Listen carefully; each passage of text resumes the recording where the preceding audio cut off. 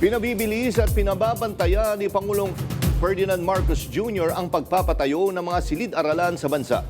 Kasabay ito ng paglagda ng kasunduan ng mga LGU at DepEd na layong matiyak na walang mangyayaring ghost school building project. Yan ang umarangkadang balita ni Christian Bascones.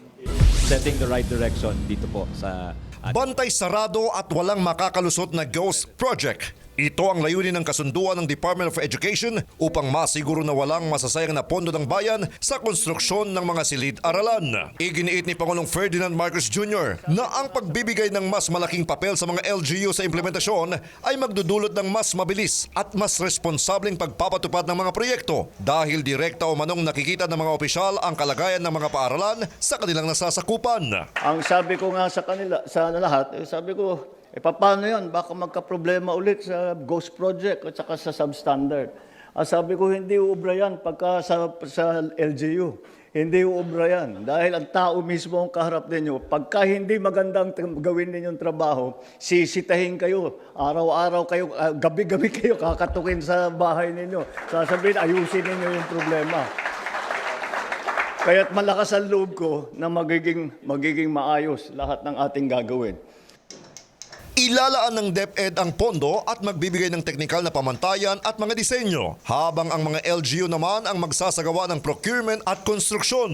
Tinatayang nasa 9.6 billion pesos ang inilaan ng pamahalaan para sa halos 4,000 bagong silid-aralan na inaasahang makakadagdag sa mga pasilidad para sa mga mag-aaral sa iba't ibang bahagi ng bansa. By giving the LGUs greater role in the implementation, we streamline the process, we reduce delays, and move faster in building schools that our children need.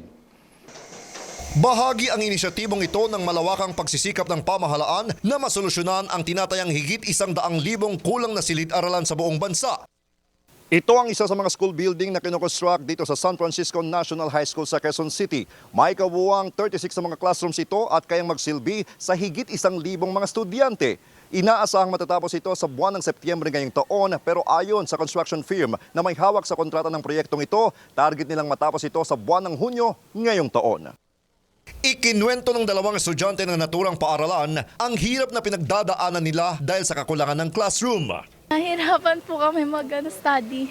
Kaya laking pasasalamat nila sa mabilis na pagtugon ng pamahalaan. Pangulong Bongbong Marcos, thank you po dahil tinutulungan niyo rin po kaming mapabilis din po yung paggawa ng building po namin.